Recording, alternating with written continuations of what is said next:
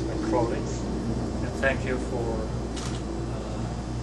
our Korean American leaders here in Congressman Crowley's district. And the last job I'd like to do is to campaign for him as a kind of honorary member of Korean.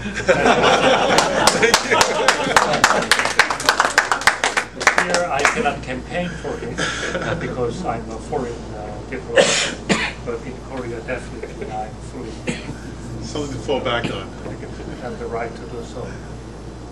I really would like to emphasize today that Korea-U.S. relations are at its highest. It's the best than ever before, and we have a very good alliance relationship.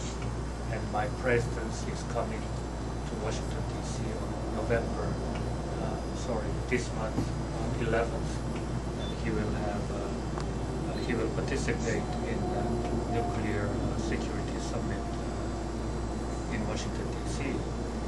And we had a good relations, but always underlying that strong and close relations are always the very ardent efforts made by Congressman Crowley, I should say. Why don't you give a big hand?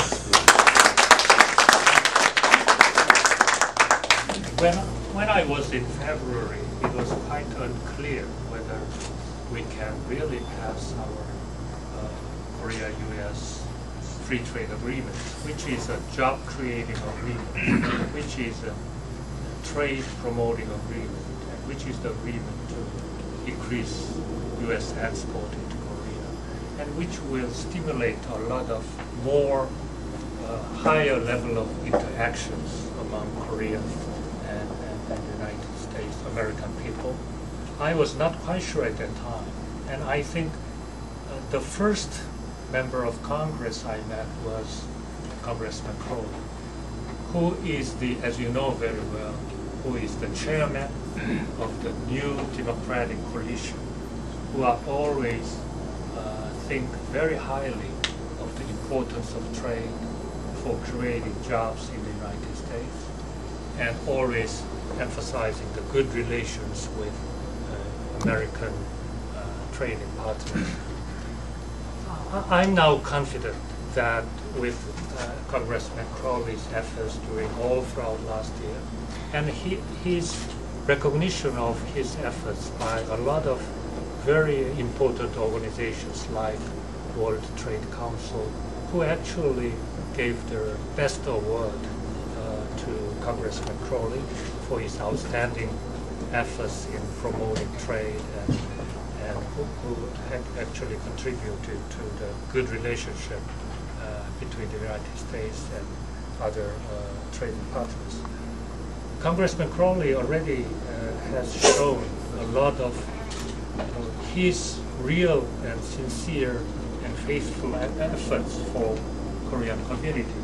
In 2007, he was among the real propeller of visa waiver program, as you know. Koreans can come to the United States up to 90 days without any prior issuing of visa in Seoul, without waiting in the long lines for the U.S. Embassy. He actually did a great job for including Korea in the visa waiver programs. And also, he was quite curious and anxious and interested in Korea's relationship with Japan and other countries. And in 2008, he was actually stands with Korean Americans and Korean residents here in making the case known that Dokdo should be treated as a kind of realistically recognized territory of Korea. And quite recently, in March 9th, he was the co-sponsor of the resolutions by the House of Representatives on the Korean Americans' contribution to America in the area of arts, in the area of business. And it was quite an amazing recognition of Korean American and Korean residents' contributions to the United States. And I should really appreciate Congressman Crowley's efforts on making Korean community better represented here. He pushed, Kevin Kim and others into some political community of this region, and he also recommended Ron Kim to the governor's office so that they can play close contact with the Korean community. And also, I think the relationship between Chairman Park and Congressman Crowley was exemplary case of relationship of the politicians of U.S. Congress and our Korean communities. So I'm confident now that with Congressman Crowley's support and interest in our U.S.-Korean relationship and in our enhanced economic relationship through the passage of free trade agreements at the Congress, I think that our relationship between our two countries will be much more stronger, and it will really continue to be prosperous. As a country in the Northeast Asia, which is fully democratized and which is prosperous, and that kind of tendency will continue with the support of Congressman Crowley in the future. So these free trade agreements we would like to push together will be a real boost for the prosperity of the United States and Korea in terms of creating jobs, in terms of creating exports, in terms of enhancing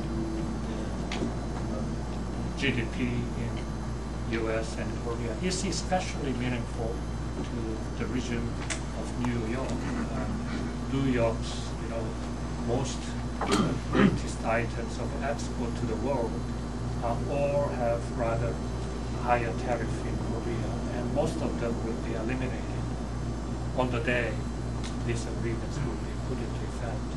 And our very high level of intellectual property protections will boost